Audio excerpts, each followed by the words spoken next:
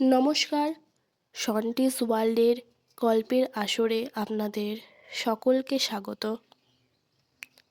আজ আপনারা শুনবেন মানিক বন্দ্যোপাধ্যায়ের লেখা 51বর্তী গল্পটি। 4 ভাই, বীরেন, ধীরেন, হীরেন ও নীরেন। পরিবারের লজ্জা ও কলঙ্ক সেজ ভাই হীরেন। সে কেরানি। বীরেন ডাক্তার, ধীরেন উকিল। নীরেন 200 টাকায় শুরুর গ্রেডে সরকারি চাকুরি পেয়েছে 8 বছর। হীরেন 57 টাকার কেরানি। যুদ্ধের দরুন 5-10 টাকা বোনাস এলাউন্স বুঝি পায়। হীরেনকে ভাই বলে পরিচয় দিতে একটু শরম লাগে ভাইদের। 4 ভাই 3 ভাগে ভাগ হয়ে গেছে, তবু বাপের তৈরি বাড়িটাতে ভিন্ন ভিন্নভাবে বাজার করে রেঁধে বেড়ে ঝি চাকর ঠাকুর শুধু নিজেদের ভালো মন্দ সুখ দুঃখ নিয়ে মাথা ঘামিয়ে 3টে অনাত্মীয় ভাড়াটের মতো তারা বাস করে। হঠাৎ টান পড়লে একটু চিনি, 2 পলা তেল বা 1 খাবলা নুন ধার নেওয়া হয়। এই সংসার থেকে ও সংসারে দান হিসাবে নয়, 2-4 দিনের মধ্যেই ফিরিয়ে দেওয়া হবে। রেশনের বা কালোবাজারের মাল আনা হলে সঙ্গে সঙ্গে নিখুঁত মাপে তা ফিরিয়ে দেওয়া হয়। বড় 2 ভাইয়ের বউদের তরফের কোনো আত্মীয় স্বজনের কাছ থেকে বিশেষ কোনো উপলক্ষে খাবার টাবার, মাছ টাছ এমন জিনিস যদি বেশি পরিমাণে আসে যা নিজেরা খেয়ে শেষ করবার আগেই পচে নষ্ট হয়ে যাবে, বাড়তিটা ভাগ করে দেওয়া হয়। হীরেনদেরও দিতে হবে। কেরানি বলে তার বউ এসেছে গরিব পরিবার থেকে। তার বাপের বাড়ির দিক থেকে কখনো কিছু আসে না 5 জনকে দেবার মতো, কখনো কিছু আসে না 5 জনকে দেখানোর মতো, কখনো আসবেও না। তবু উপায় কি? এটাই আসল কথা, তাকে দিয়ে লজ্জা পাবার। একেবারে অরাত্মীয় ভাড়াটের মতো বাস করুক। বাস তো করে একই বাড়িতে, সবাই তো জানে সে তাদের ভাই, আত্মীয় বধূ পাড়া পড়শি সকলে। সেটা উড়িয়ে দেওয়া যায় না কোনো মতেই। বিশেষত বুড়িমা আছেন হীরেনের দলে, প্রায়ই তিনি অসুখে ভোগেন, সর্বদা জপ তপ নিয়ে থাকেন। খান তিনি নিজের খরচে, কিন্তু তার দুধটুকু জাল দেওয়া, দইটুকু পেতে রাখা, চাল ডাল তরকারিটুকু সিদ্ধ করে দেওয়া, এসব করতে হয় হীরেনের বউকে। অসুখ বিসুখে ব্রত পার্বণে বাড়তি দরকারের জন্য বউদের ডেকে হুকুম দেন, কিন্তু রোজগার খুঁটিনাটি সেবা গ্রহণ করেন শুধু হীরেনের বউয়ের কাছ থেকে। তার রেশন কার্ড, কার্ডের মাল হীরেন পায়। মাসে 1.5 মণ 2 মণ কয়লার দাম তিনি দেন।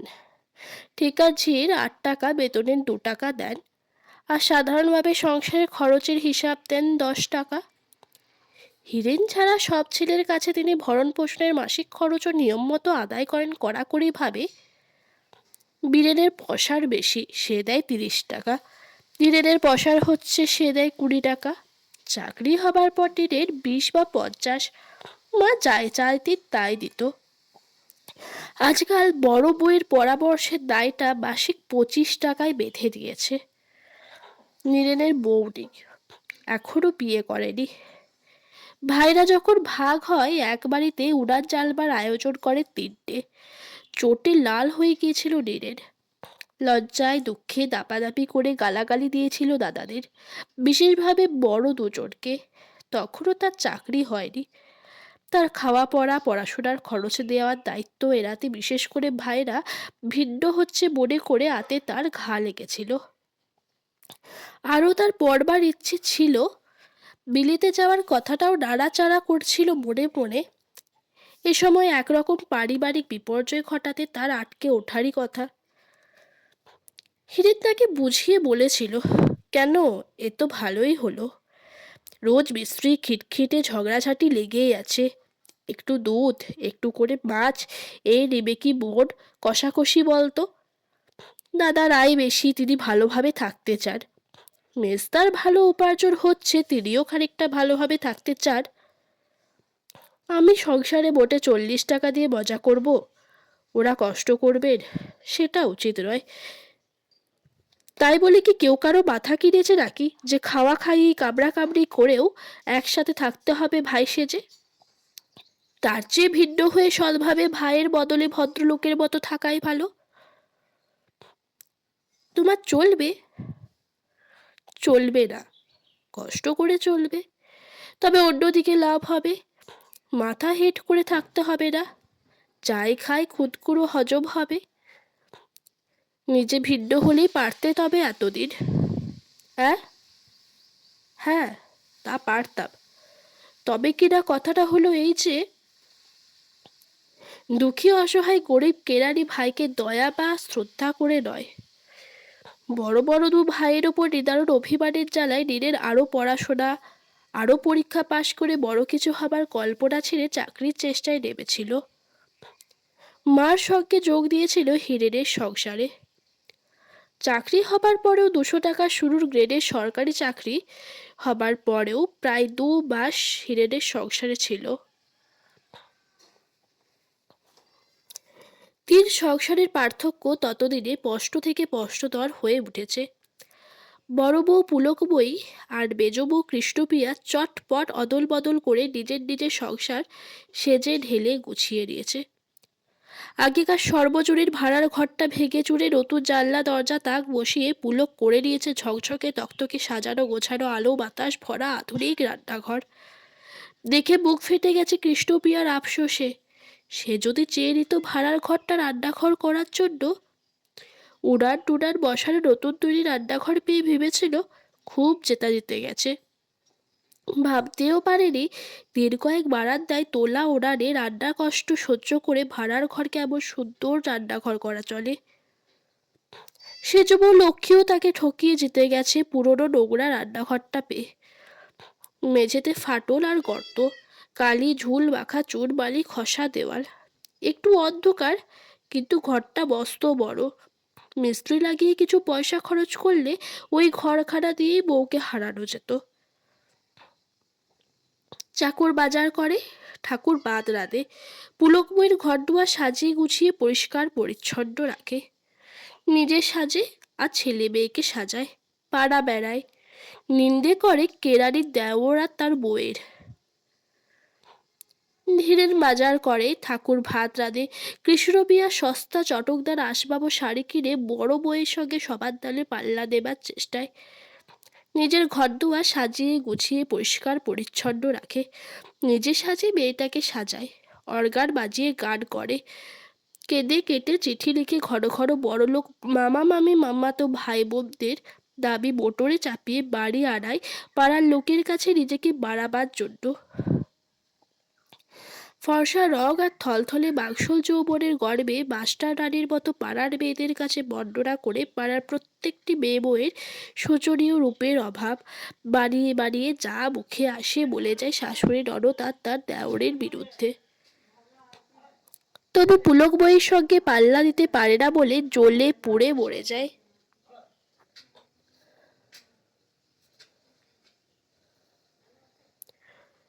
যুদ্ধের বাজারে বিরেনের পয়সার বড় বেশি বেড়েছে। 2 টাকার বদলে 8 টাকাও ফি করে গাদা গাদা কল পাচ্ছে। ঘরে এনেছে দামি আসবাব, জমি কিনেছে সেকেন্ড হ্যান্ড, জমি কিনে আয়োজন করেছে বাড়ি করবার। বীরেনের ওকালতিতেও পয়সাটি বেড়েছে বেশ, তবে বীরেনের ডাক্তারি পয়সার সঙ্গে তুলনাই হয় না নীরেনের দিকে। মাসে 400-500 টাকা আছে। ছেলেটা মাইনে আর উপরিতে, বিয়ে করেনি, বউ নেই। নীরেনও যেন তার হাত বাড়ানোর জন্যই প্রস্তুত হয়েছিল। হিরেনের সংসারের অশান্তি উদ্বেগ আর অভাবের সঙ্গে একটানা লড়াই, মার গুম খাওয়া একগুঁয়ে সেকেলের ভাব জীবনে আরও বৃতিষ্ঠা এনে দিয়েছে। প্রায় তাকে বাজার করতে হয়, প্রায় তাকে গিয়ে দাঁড়াতে হয় রেশনের লাইনে। মার আবদার আর হুকুম সামনে চলছে তারই ওপরে। আর যেন তার ছেলে নেই। তাছাড়া সব বড় ভোতা, বড় নোংরা। বড় বউ আর মেজ বউয়ের প্রায় 4 বছর পরে বউ হয়ে এসেছে লক্ষ্মী। তার ছেলে মেয়ের সংখ্যা ওদের দুজনের ছেলে মেয়ের সবার। সারাদিন সে শুধু রাঁধছে বাড়ছে, ছেলে মেয়েদের খাওয়াচ্ছে পড়াচ্ছে, বুড়ি শাশুড়ির সেবা করছে, গাদা গাদা জামা কাপড় সিদ্ধ করছে, কপালকে দোষ দিচ্ছে, সর্বদা বলছে মরলে জুড়োবো, তার আগে নয়। ঘর সংসার সে সাজায় গোছায় অতি যত্নে। পুরনো বাক্স প্যাটরা রংচটা খাটচেয়া ছেঁড়া কাপড় জামা ময়লা কাঁথাকারি নিয়ে যতটা সাজাতে পারে গোছাতে পারে। রান্নাঘর ধোয়ায় দুবেলা, নোংরা রান্নাঘর। এই ঘরে রান্না করা ডাল ভাত মাছ তরকারি খেতে ঘেন্না করে নিরেনের। খেতে বসলে আবার প্রায়ই পুলক বা কৃষ্ণপ্রিয়া রান্নাঘর থেকে ভেসে আছে ঘি মাংস পেঁয়াজ এলাচের গন্ধ। সহজে সে হাসে না, তার দাঁতগুলি খারাপ। এমন অগোছালো কি করে থাকো ঠাকুরপো? ছি ছি। চারিদিকে ঝুল, খাটের নিচে নরক হয়ে সে ধুলো জমে। কি ছড়িয়ে ভরিয়ে রেখেছ সব? এতগুলো টাকা ঢালছো মাসে মাসে, ঘরটাও কি কেউ সাবসুরুত করে দিতে পারে না তোমার? তখন তখন নিজের দিকে কি ঝুল ছেড়ে ধুয়ে মুছে সাফ করে কৃষ্ণপ্রিয়া। ঘরটা সাজিয়ে গুছিয়ে দেয়। আগে থেকে সে ঠিক করে এসেছিল এটা সে করবে। নীরেন বুঝতে পারে স্নান করতে যাওয়ার ঠিক আগে এসেছে পরদিন খেতে বলতে। ধুলো ঘেটে ঝুল মেখে ঘর সাফ করে সাবান মেখে স্নান করবে। খুশি হয় নীরেন টের পেয়ে। খাতির পেয়ে অসুখী হবার কি আছে? খেয়ে আরো খুশি হয় নীরেন। সব রান্নাই প্রায় ঠাকুরের। দুটি বিশেষ জিনিস শুধু কৃষ্ণপ্রিয়া রেঁধেছে। লক্ষ্মীর কোনো মতে তাড়াতাড়ি হাত চালিয়ে দায়সেরা একঘেয়ে রান্না হয়। 24 ঘন্টা ছেলে মেয়ে নোংরামি ঘাটা কোনো মানুষের রান্না নয়। অপরিষ্কার স্যাঁতস্যাঁতে ঘরে পুরনো বলির পাত্রে মোটা খিট বরফ চেচেরা টিনের কৌটার মশলার রান্না নয়। পরিবেশনের বারবার ব্যাঘাত নেই অন্য ঝামেলার। পরিবেশকের ভাবভঙ্গিতে নেই খাইয়ে নিয়ে আরেকটা হাঙ্গামা ঢুকিয়ে দেবার অধীরতা।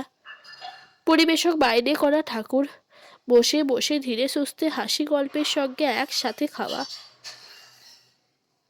ওদিকে এতদিন পরে হীরের আর লক্ষ্মীর সঙ্গে নীরেনের বাঁধতে থাকে খিটিমিটি। মাসের শেষে আরো কয়েকটা টাকা সংসারে দরকার হলে নীরেন বলে, আমি টাকা দিতে পারবো না। যা দিয়েছি আবার একার জন্য তার সিকিও লাগে না। হীরেন বলে, তা লাগে না, কিন্তু তুই একা মানুষ কি করবি অত টাকা দিয়ে? যাই করি না, লক্ষ্মীর সঙ্গে বাঁধে অন্যভাবে অনেকভাবে। ঠাকুর রেখে দাও, যত খুশি দেরি করে খেও। চোখ নেই তোমার ঠাকুরপো? দেখতে পাও না শিকড় ভরে ওঠে জোয়াল ঘাড়ে নিয়েছি। 1:30 বাজে, এখনো বলছো রান্নাঘর আগলে বসে থাকতে? আমি যে টাকা দিই, টাকা দাও বলে বাদে কিনেছ আমায়? এই দোষ লক্ষ্মীর, খাতির করে না। এতগুলি করে টাকা নীরেন ঢালে তার সংসারে, তবু হিরোরও যেন কেমন ভাব দেখায়। ঠিক ছোট ভাইয়ের মতো ব্যবহার করে তার সঙ্গে। মাসে মাসে এতগুলি টাকা সাহায্য করে ও সংসারে সে চালু রেখেছে। একটু যে বিশেষ নম্রতার সঙ্গে একটু বিশেষ মিষ্টি সুরে কথা বলবে তার সঙ্গে সে চেষ্টাও নেই। মোটেই যেন কৃতজ্ঞ নয়, অনুগত নয় দুজনে। হাড় ভাঙা খাটুনি আছে, অভাব অনটন চিন্তা ভাবনা আছে, ঝঞ্ঝাট আছে অঢেল। কিন্তু সেজন্যই তো তাকে বেশি করে খাতির করা উচিত। তার সাহায্য বদ্ধ হলে অবস্থা কি দাঁড়াবে ওরা কি ভাবে না? এত ভাবে, এ কথাটা ভাবে না? নিজেই আশ্চর্য হয়ে যায় ভেবে। পরের মাসের পয়লা থেকে নীরেন ভিড়ে গেল কৃষ্ণপ্রিয়ার সংসারে। হিরেনকে কিছু কিছু সাহায্য করবার ইচ্ছা তার ছিল। কৃষ্ণপ্রিয়া অকথা যুক্তি দেখিয়ে সেই ইচ্ছাকে ফাঁসিয়ে দিল। বুড়িমাকে মাসে মাসে সে 40 টাকা দেবে ঠিক হয়েছে। বুড়ি কি খাবে ও টাকাটা? হিরেনকেই দেবে। ও 40 টাকা একরকম সে হিরেনকেই দিচ্ছে। সোজাসুজি আরও দেবার কি দরকার আছে কিছু? না, সেটা উচিত। ওরা তো যত পাবে ততই নেবে, কিছুতেই কিছু হবে না ওদের। তলে তলে টাকা জমাচ্ছে, বাইরে গরিবানা। বুঝলে না ঠাকুরপো? কৃষ্ণপ্রিয়াকে নিজের জন্য খরচের টাকা দিয়ে প্রতিদানে স্পষ্ট কৃতজ্ঞতা পেয়ে পুলক বোধ করে নিলেন। মাসে মাসে লক্ষ্মীর হাতে খরচের টাকা দিয়েছে। খরচ করে যা বেঁচেছে ব্যাংকে জমা দিয়ে এসেছে। লক্ষ্মী নির্বিকারে আঁচল বেঁধেছে নোটগুলি। ব্যাংকের লোকেরা যেন তাকে গ্রাহ্যও করেনি। কৃষ্ণপ্রিয়ার হাতে নোটগুলি দিতে আনন্দে সে এমন বিহ্বল হয়ে যায়, কথা বলতে গিয়ে এমন করে তোতলায় হেস্তনেস্ত যা হবার তা হলো। পৃথিবী জোড়া মহাযুদ্ধ থেকে শুরু করে তাদের পারিবারিক যুদ্ধ পর্যন্ত যার যা দখল সে তা নিয়েছে। যে যেভাবে যার সাথে বাঁচতে চায় সে সেইভাবে তার সাথে বাঁচবার ব্যবস্থা করে নিয়েছে। কেনা জমিটাতে এবার বাড়ি তৈরি আরম্ভ করবে ভাবছে বীরের। ইট বালি চুন সুরকি পাওয়া যাচ্ছে, লোহা এবং সিমেন্টও পাওয়া যাচ্ছে তলায় তলায়। কিছু বাড়তি খরচ আর কৃষ্ণপিয়া মেয়ে খুঁজছে নিরেনের জন্যে। বাংলাদেশে একটি মেয়েও মিলছে না পছন্দ মতো। মেয়েদের যেন মেয়ে রেখে যায়নি যুদ্ধটা। মা জপ তপ কমিয়েছেন, ভাবছেন তীর্থে যাবার কথা। ডাক্তার জোর দিয়ে বলেছে গাড়ির কষ্ট আর বিদেশের অনিয়মতার সইবে না, মরে যাবেন। মরতেও পাবো না আমি, এই হতভাগার জন্যে মরবার জো নেই আমার। দুর্বল ক্ষীর স্বরে বুড়িবা কাতরিয়ে কাতরিয়ে আফসোস করেন। হঠাৎ গুম খেয়ে আশ্চর্য রকম শান্ত কণ্ঠে জিজ্ঞাসা করেন, আমি মরলে তো না খেয়ে মরবি তোরা গোষ্ঠী শুদ্ধ। হিরেন বাহাদুরি দেখায়। ক্ষীর দুর্বল সুরে বলেন, কেন অত ভাবছো বলো তো বা? অত সহজে কি মানুষ মরে? দুর্ভিক্ষে দেখনি একটু ফ্যান ভাত খেয়ে কত লোক বেঁচে গেছে। তুমি এখন বললে যেটুকু ভদ্রভাবে বাঁচছি তা থাকবে না বটে, ভদ্রত্ব ছাড়লে কি মানুষ বাঁচে না তাই বলে? 4টে ছেলে মেয়ের জন্য রোজ 1 পো দুধ, সপ্তাহে 2 দিন 1 পো মাছ, তাও নয় বন্ধ করব। রেশনের চাল আর 4 পয়সার পুঁইশাক রেঁধে খাবো। আমি বাঁচবো, তোমার বউটা বাঁচবে, ছেলে মেয়ে কটাও বাঁচবে দেখো। তবে হ্যাঁ, কথা সত্যি, এভাবে বাঁচার কোনো মানে হয় না। কি বললি? বললাম বাঁচা কষ্ট বলে কি সাহেবের গাড়ির সামনে ঝাঁপ দিয়ে মরবো? সাহেবের টুটিটা কামড়ে ধরে মরবো? অত ভাবছো কেন? মরবো না, কেউ আমরা মরবো না। বুড়িমা ফ্যাল করে তাকিয়ে থাকেন, ভাবেন তীর্থে যাবার ছুতো করে এবার মরলে কেমন হয়। ভাবতে ভাবতে সামান্য একটা অসুখ হয়ে 4 ছেলের চেষ্টা বিফল করে 64 টাকা ফির ডাক্তারের ওষুধকে তুচ্ছ করে স্বাভাবিকভাবেই তিনি মারা গেলেন। তখন আরো শোচনীয় হয়ে পড়ল হিরেনের অবস্থা। পুলক বৈর কৃষ্ণপিয়ার শাড়ি গয়না ঠাকুর চাকর নিশ্চিত নির্ভর চাল চলন। অবশ্য শৌখিনতা, ভালো ভালো জিনিস খাওয়া, হাসি আহ্লাদ করা সব কিছু ঈর্ষা খুব হতাশা হয়ে আছড়ে কামড়ে ক্ষতবিক্ষত করেছে লক্ষ্মীর মন। মনে সে এই ভাবনার মলম দিয়ে সামলে থেকেছে যে বেশ্যারা পরম সুখেই থাকে। স্বামী পুত্র বুড়ি শাশুড়ির জন্য জীবনপাত করে খাটা, শাক পাতা ডাল ভাত পেটে গুজে কাজ করা, এ গৌরব ওরা কোথায় পাবে? নিজের মনে সে গজগজ করছে, মরণ কামনা করছে শুধু গোপনে নিজেকে শুনিয়ে। হিরেনের ওপর ঝাঁজ বেড়েছে শুধু স্বামী স্ত্রীর মধ্যে চিরদিনের চলতি দাম্পত্য কলহের মধ্যে। কিন্তু এবার তা সইল না। 4টে ছেলে মেয়ে 2টি বড় হয়েছে, তারা শাক পাতা ডাল ভাত খেতে পারে, অন্য 2টিকে তাই খাওয়ানো যায় কিছু কিছু। কিন্তু একটু দুধ তো চাই। 1 পো দুধ আসতো, সেটাও বন্ধ হলো। সপ্তাহে 2 দিন মাছের আষ্টের গন্ধ নাকে মুখে লাগতো, তা আর লাগে না। সে সায়াটা ন্যাকড়ার কাজে লাগাতে হয়েছে। কৃষ্ণপিয়ার মতো থলথলে যৌবন না থাক, সেও তো যুবতী, বয়স তো আর তার মধ্যে 27 বছর। সায়াহিত ছেঁড়া কাপড় দেহ ঢেকে তাকে চলতে ফিরতে হচ্ছে। তাকিয়ে তাকিয়ে দেখছে সবাই। কি আর কলা কৌশল জেনেছে হিরেন। অভয় দিয়ে বলছে যে ভয় নেই, আর ছেলে মেয়ে হবে না। এসব কি সত্যি? কখনো হতে পারে সত্যি মানুষের জীবনে? এসব ফাঁকি, এসব যুদ্ধের বোমা, এসব ভূমিকম্পের দিশেহারা পাগলামি, বাঁচতে হলে তেতালার ছাদ থেকে লাফিয়ে পড়ে মরতে হবে, নইলে বাঁচার কোনো উপায় নেই। ছাদের আলসে উঠবার সময় হিরেন তাকে আটকায়। এত এলোমেলো কথার পর এত রাত্রে তাকে ছাদে যেতে দেখে আগেই সে খানিকটা অনুমান করেছিল। আমি যদি মরি, তোমার তাতে কি? লক্ষ্মী বলে ঝাঁজের সঙ্গে ঝাড়া পাবার জন্য লড়তে লড়তে হিরেনের বাহুমূলে কামড় বসিয়ে দেয়। হিরেন জানে লক্ষ্মীকে, ভালোভাবেই জানে সে তার 4টি সন্তানের মা।